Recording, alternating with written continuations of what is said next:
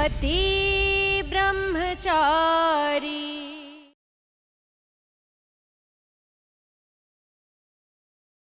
आज तो तुझे मैं छोड़ूंगा।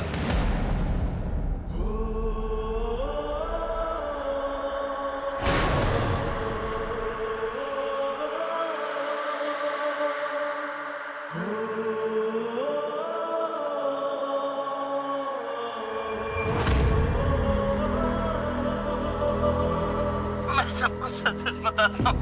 मैंने ही केकड़े भिजवाए थे स्टॉल पे। सूरज की बदनामी हो और उसका स्टॉल बंद हो जाए।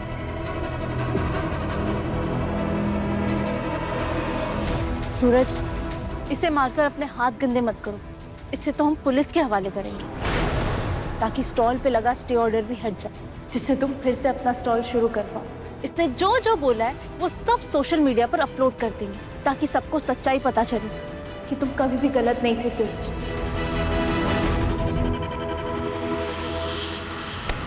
क्या मिला तुझे ये सब करके? क्यों किया तूने ये सब? बता बता। असल में मुझे एक औरत का फोन आया था। उसी औरत ने मुझे भड़काया। उसी ने कहा कि अगर तुम सूरज के स्टॉल पे ये केकड़े रखवा दोगे तो उसका स्टॉल हमेशा के लिए बंद हो जाएगा और तुम्हारा धंधा जोरों पे चलेगा। मैं भी लालच में आके ऐसा कर बैठा। मुझसे गलती हो गई, मुझे माफ कर दो। औरत का फोन आया था? कौन औरत? क्या उसी औरत ने तुम्हें पाव भाजी में तीखी लाल मिर्च मिलाने के लिए कहा था? नहीं नहीं, मुझे इसकी कोई जानकारी नहीं है, लेकिन केकड़ा रखने वाला आइडिया उसी का था। मुझे माफ कर दो सूरज, मुझसे गलती हो गई। मैं दोबारा कभी ऐसा कुछ नहीं करूंगा। मुझे पुलिस में मत दो। गगन, अगर मन से पाव भाजी बनाएगा ना तो ग्राहकों की कमी नहीं है। और वैसे भी तेरा ये पाव भाजी का स्टॉल पुछता ही नहीं है। किसी नए स्टॉल के आने जाने से तुझे कोई फर्क नहीं पड़ना चाहिए, समझा? क्योंकि तेरे बाप दादा ने इतनी मेहनत से नाम जो कमाया है। ईशा भाभी, मैं निकलता हूँ।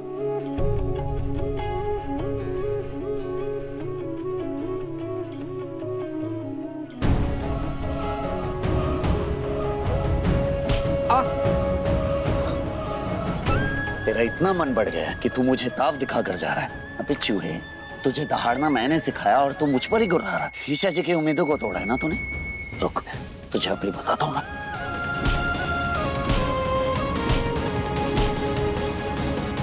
मुझ पे क्यों समय बर्बाद कर रहे हो आप? जाओ जाके अपना काम करो। वैसे भी मैं कोई काम करूंगा तो नुकसान होगा ना। अगर मन में गुस्सा भरा हो तो उसे निकाल देना चाहिए। ये ले, पकड़ डंडा और जितना गुस्सा है निकाल दे। मैं यहीं खड़ा हूं। ये पकड़ पकड़ पकड़, मार, चल।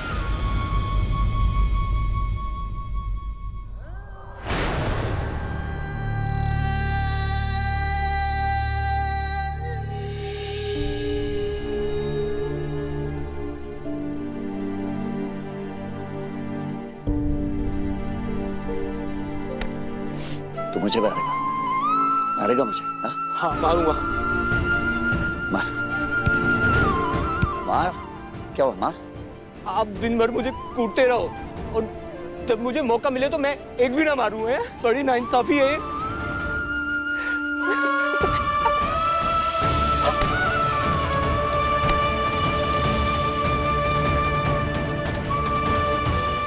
भैया, भाभी को भी थैंक यू बोल दीजिए क्योंकि उन्होंने सारी सच्चाई का पता लगाया है। आपकी तरह गुस्से वाली नहीं है वो, दिमाग वाली है।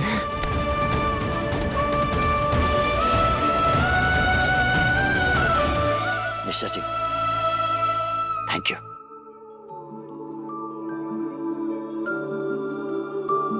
बंटी, तुमने ही सूरज को बोला ना थैंक यू बोलने? नहीं नहीं नहीं नहीं नहीं भाभी भाभी, मैंने कुछ नहीं बोला। मैंने कुछ नहीं बोला।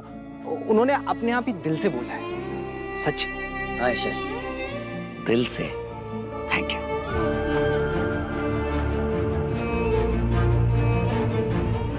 वैसे सूरज, तुम यहाँ कैसे? हाँ, बिंदिया को उसके जानने वाले ने बताया कि ये सब गगन ने किया है और उसने मुझे ये भी कहा कि जाके सबक सिखाओ ताकि ये अगली बार किसी के साथ ऐसा ना कर सके। इसलिए मैं। क्या ये सब बिंदिया ने तुमसे कहा? अगर बिंदिया को गगन के बारे में पता चल गया था तो उसने मुझे क्यों नहीं बताया? सूरज को क्यों बताया? जबकि उसे पता है सूरज अपना गुस्सा कंट्रोल नहीं कर पाता, फिर भी उसे कहा जाओ गगन को सबक सिखाओ। क्यों? क्या हुआ ईशा जी? कोई बात है क्या? कुछ नहीं। अब तक तो गगन को धरती पर पड़ा होना चाहिए था। ये सूरज ने इसे मारा क्यों नहीं? और क्या बातें कर रहे हैं ये लोग? बोलिए, क्या चाहिए आपको? आप भैया गोभी दे दीजिए। गोभी। ये क्या हो रहा है? यहाँ तो गंगा ही उल्टी बह रही है। एक दूसरे के साथ भरत मिलाप कर रहे हैं, हंसी खुशी बातें कर रहे हैं। गोभी कितनी करूं मैडम? अरे गोभी नहीं चाहिए, टमाटर चाहिए। एक बारी में आपको बात समझ में नहीं आती क्या? ये होते हैं टमाटर। टमाटर चाहिए, टमाटर। ओ मैडम, शर्म नहीं आती आपको? हाँ? ए पागल लड़की, सारा नुकसान कर दिया मेरा। ये क्या बदतमीजी आपकी? काका क्या हुआ? आपकी उम्र की एक लड़की आई थी, एक सब्जी नहीं खरीदी और उसका सारा ध्यान उधर लगा हुआ था। पता नहीं उधर क्या देख रही थी। एक नंबर की पागल लड़की थी।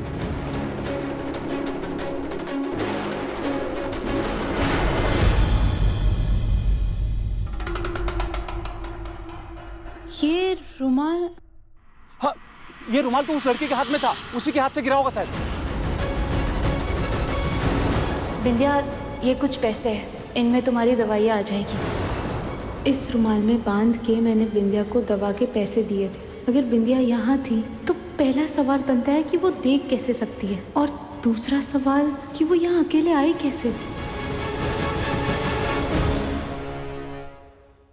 बंटी अच्छे से याद करके बताओ, उस वक्त पाव भाजी में जब तीखी लाल मिर्च डली थी तब स्टॉल पे कौन कौन मौजूद था? मुझे अच्छे से याद है भाभी, स्टॉल पर मैं और बिंदिया थे, बस और कोई नहीं था। क्यों ईशा जी, आप ऐसे क्यों पूछ रही? कोई बात है क्या? नहीं, कुछ नहीं। आपको पक्का कोई मिसअंडरस्टैंडिंग हुई है। मैडम, कोई मिसअंडरस्टैंडिंग नहीं हुई है। हमारे पास कंप्लेंट के साथ सबूत भी आया है। सर, मैं आपके सामने हाथ जोड़ती हूँ, ऐसा मत कीजिए प्लीज।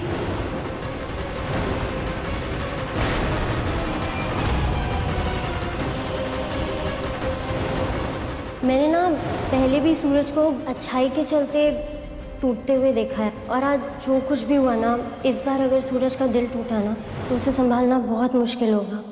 विद्या को उसके जानने वाले ने बताया कि ये सब गगन ने किया। जब जब स्टॉल पे कुछ हुआ उस समय बिंदिया मौजूद रहती थी। गगन ने बताया लड़की का कॉल था, और सब्जी वाले ने भी बताया वो रुमाल भी लड़की का है। ये रुमाल अपने आप यहाँ तो नहीं आ सकता, कहीं इन सब के पीछे बिंदिया तो नहीं? चले ईशा जी।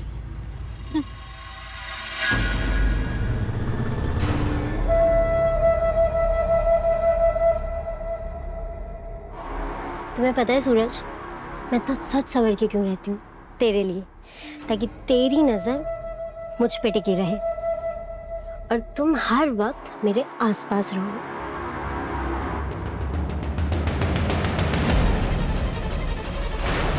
बस इतनी सी तो चाहत है मेरी।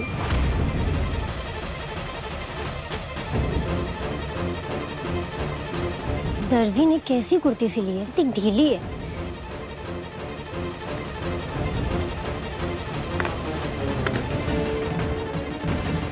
जिसे आंखों से दिखाई ना देता हो वो परफेक्ट हेयर, मेकअप और कपड़े कैसे सेट कर सकता है? ईशा ने मुझे देख तो नहीं लिया? कौन? ईशा तुम हो क्या? हाँ। अच्छा हुआ ईशा तुम आ गई। ये सेफ्टी पिन मैं दुपट्टे में लगाने की कोशिश कर रही थी पर मुझसे हो नहीं रहा। तुम मदद कर दोगी क्या? हाँ बिल्कुल। वैसे बिंदिया, तुम्हारा अंदाजा काफी इम्प्रूव हो गया। मैंने भी देखा तुम मिरर में कितने अच्छे से अपना नाप चेक कर रही थी। क्या? मिरर में? नहीं नहीं, वो तो मैं दीवार को आईना समझ के अपने आप को दिलासा दे रही थी, जैसे मैं आईने के सामने ही खड़ी हूँ। ये देखो, ये दीवार ही है ना? हाँ बिंदिया, ये तो दीवार ही है, पर जहाँ खड़ी होके तुम खुद की भलाई ले रही थी ना, ये आईना है जिसमें सब साफ साफ दिखाई दे रहा था। साफ साफ तो तुम्हें दिखाई देता होगा ईशा, पर मैं तो तुम्हारे जितनी लकी नहीं हूं ना। मुझे तो दीवार को ही आईना समझ के ये खुशफहमी दूर करनी पड़ती है, और तुम नहीं जानती आईना ना देख पाने की बेबसी क्या होती है। इसीलिए मैं दीवार को ही आईना समझ के ना खुद की बलाई ले लेती हूँ।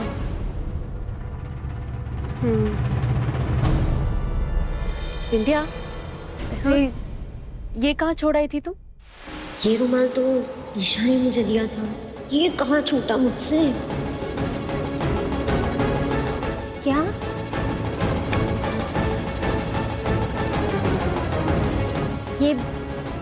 ये रुमाल है क्या?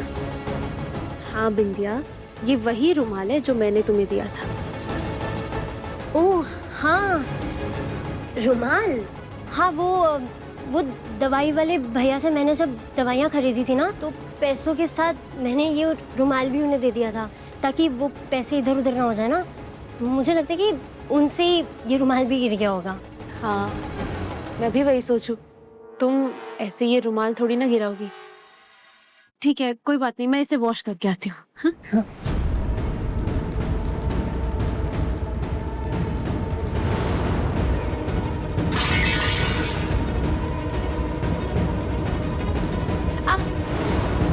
भाभी, आपने ये दवाई दी थी ना? हाँ भाभी, ये एक्सपायर्ड है। सूरज के साथ जाऊंगी तो उसके किसी काम तो आऊंगी, और आप लोगों पर जो बोझ बनने का जो एहसास है वो भी मुझे थोड़ा कम हो जाएगा। सूरज, मुझे नहीं लगता कि अब कोई नए ग्राहक आने वाले हैं। पूरे 2000 रुपए की चपत लगेगी अगर ये सब्जियां फेंकनी पड़ गई तो। डॉक्टर साहब ने मेरे अंधेपन का फायदा उठाकर मुझे छूने की कोशिश। सारी कड़ियां जोड़ने के बाद साफ साफ पता लग रहा है कि ये सब बिंदिया का नाटक था। बिंदिया, मैं तुम्हारी हर गलती माफ कर सकती हूँ, पर मेरा पति सूरज जो सही रास्ते पे बढ़ रहा था, उसके रास्ते में पत्थर बन गई। तो उसका स्टॉल बंद करवाया, उसे भड़काया, उसे गुंडागर्दी के रास्ते पे फिर से ले जाने की कोशिश की, और इसलिए मैं तुम्हें कभी माफ नहीं करूंगी बिंदिया।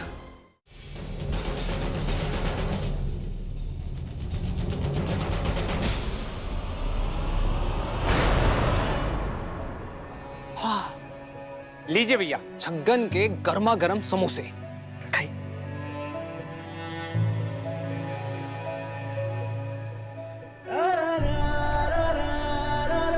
आप भी खाइए ना भैया, कब से मुझे खिला रही है। जब से लोगों ने मेरे पाव भाजी से मुंह फेरा है ना बंटी, तब से खाने से चीसा ही उठ गया है। नाम तो बदनाम हुआ ही है, स्टॉल पर ताला भी पड़ गया। प्लीज सर, मेरे पति के स्टॉल को वापस चलाने की परमिशन दे दीजिए। सूरज की कोई भी गलती नहीं थी, और मेरे पास इसका सबूत है। उसके साथ किसी ने कॉन्स्पिरेसी की है। ईशा जी, मुझे याद है आपने बिजली चोरी का बहुत बड़ा स्कैम पकड़वाया था। हमें आपके प्रूफ पे कोई डाउट नहीं है। मिस ईशा, समाज को आप जैसे लोगों की बहुत जरूरत है, इसीलिए आपको सतर्क ईमानदार नागरिक का अवार्ड भी देना चाहते हैं। आप सारे सबूतों की एक फाइल बना के भेज दीजिए। मैं पर्सनली इन्वॉल्व होकर फॉलो अप करूंगा। And don't worry, matter solve हो जाएगा। Thank you so much sir.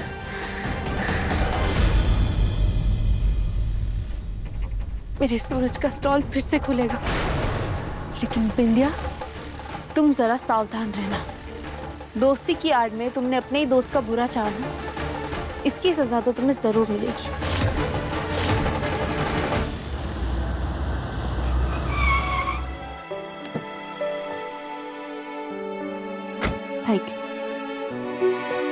Kavya, प्रिया, चल अंदर चल, हम अंदर चलते हैं।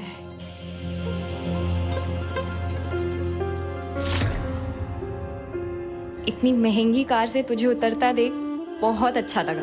तू ना एकदम खानदानी रईस लग रही थी। रईस तो मैं हूँ, आरव जैसे पति के प्यार की दौलत जो है मेरे पास। काश ये सब सच होता काव्या। क्या मतलब? मतलब जिस प्यार को तू सच मान रही है वो एक बहुत बड़ा झूठ है। ये प्यार, ये कंसर्न, ये सब एक दिखावा है, एक ड्रामा है। आरव के दिल में तेरे लिए प्यार नहीं, धोखा है। वो आदमी एक नंबर का धोखेबाज आदमी है। बकवास बंद कर रही है। ये बकवास नहीं है, सच्चाई है काव्या। मैं अब समझी। उस दिन जो तू सॉरी बोलने आई थी, दाल के पराठे, सब ड्रामा था ना? नहीं, एक्चुअली यू नो व्हाट, ये मेरी गलती जो मैंने मान लिया कि तू एक्चुअल में सॉरी है। I am sorry. नहीं काव्या, मेरी बात सुन।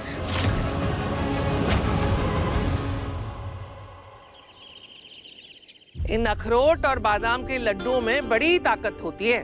बाकी बिहारी की कृपा से तेरी भी आंखों की रोशनी लौट आएगी अगर तू रोज एक लड्डू खाएगी तो। हाँ, पता है गांव में मेरी एक सहेली है सीता, उसकी सास ने बताया था कि ये लड्डू आंखों के इलाज में रामबाण का काम करते हैं।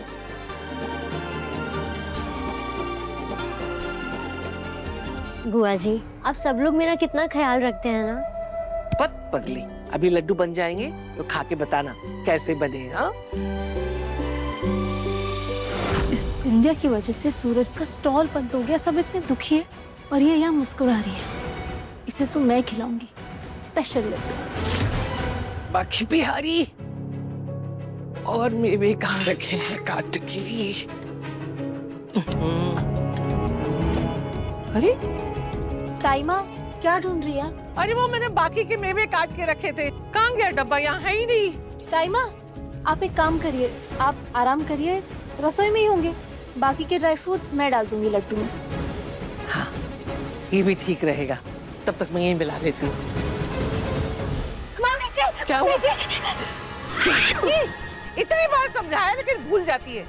अरे पेट से है, संभल के चला कर। लेकिन नहीं, चूहिया के जैसे फुदक फुदक के चलेगी। बोल क्या हुआ? अब मम्मी जी, पहले तो सारी मम्मी जी, बाहर में चूड़ी वाला आया, रंग बिरंगे सुंदर सुंदर चूड़ियां दिखी ना, मेरी तो आंखें चुन जा गई। चले ना मम्मी जी, चूड़ियां ले लेते हैं। देखिए ये वाली तो पुरानी हो गई, देखिए ना।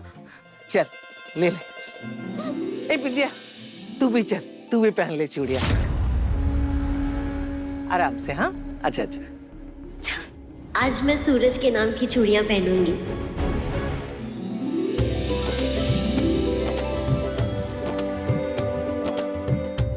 अरे सूरज भैया, आप भी पसंद कर लो चूड़ी ईसा भाभी के लिए। हाँ, पति ब्रह्मचारी है तो क्या हुआ, बीवी के लिए चूड़ियां तो पसंद कर सकते हो ना। सूरज, चूड़ियां पसंद कर दूं? मैं चाहती हूँ बिंदिया कुछ करे ताकि मुझे पूरा यकीन हो जाए कि वो अंधी नहीं है। चाची, तो बताओ कौन सी चूड़ियां पहनोगे मुझे? चाची, इनमें से जो भी पसंद है आप पहन लीजिए। वैसे भी मुझे ये पसंद करना नहीं आता। सूरज, पसंद करोगी तभी तो आएगा। आज मैं अपने पति की पसंद की हुई चूड़ियां पहनूंगी। एक सेकेंड।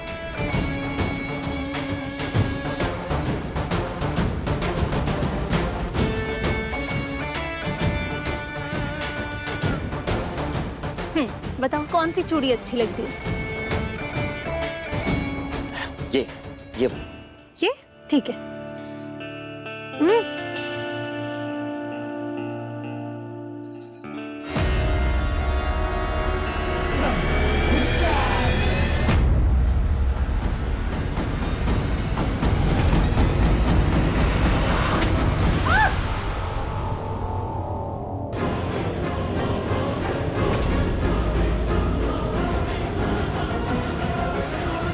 क्या हुआ बिंदिया, आजकल तुम कुछ ज्यादा ही फिसल नहीं रही? नहीं, वो मेरा गलती से पाँव मुड़ गया था। कोई बात नहीं, यहाँ आराम से।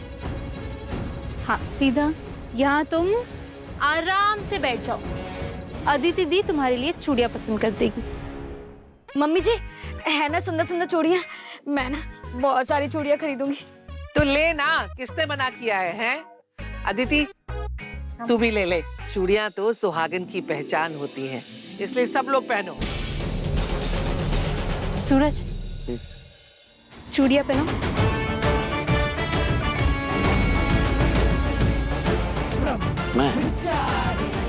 मैं कैसे पहनाऊं?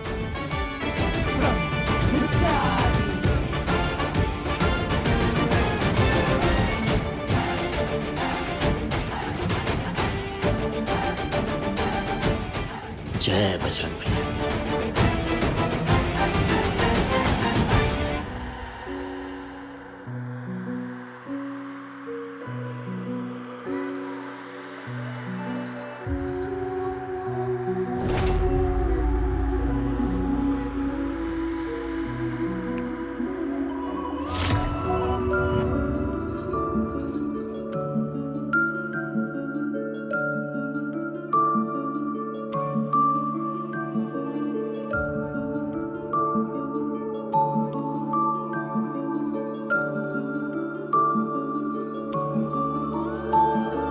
तू ना जरा सा भी मेरी तरह, ना कहीं से मैं तेरी तरह, मिलके भी दोनों हैं अजनबी। कैसी है ये दास्तां, ये दास्तां।